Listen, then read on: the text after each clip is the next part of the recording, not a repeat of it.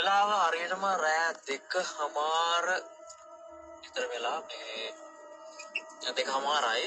ඉතින් මේ තියෙන්නේ මොළටින කැලේ රක්ෂිතේ. මොළටින රක්ෂිතේ මැදින් යන ගමන තමයි තියෙන්නේ. අපි බලමු මැදින් ගිහිල්ලා කොහොමද කියලා.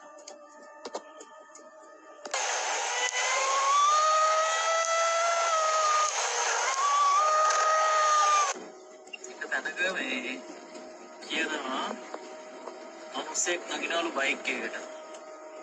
මිනිස්සයා රජු බණ්ඩාර දේවාලය ගාවින් බහිනවලු. එන මේ කැලේ මැදදී තමයි යා බයික් එකට අත දානවා කියන්නේ. බයික් එකට අත දාලා ඉතින් බයික් එක නගිනවා හෙල්මට් එකක් නැතිව.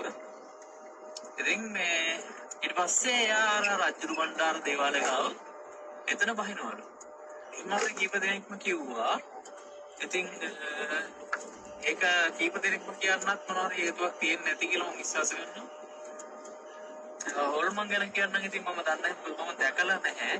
හැබැයි හොල්මන්ම නෙවෙයි නමුත් අදෘශ්‍යමාන බලවේගයන් තියෙන්න පුළුවන් කියන එක නම් මම විශ්වාස කරනවා.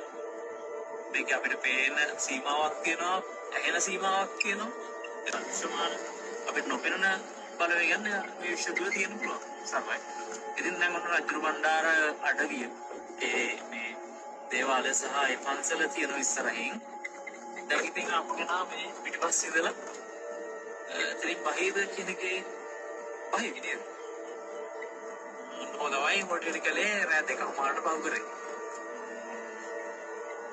ඇත්තටම මේ සත්‍ය අරගෙන තමයි ආවේ. ඔන්න රජු බණ්ඩාර දේවාලය. ඒකත් බහුව.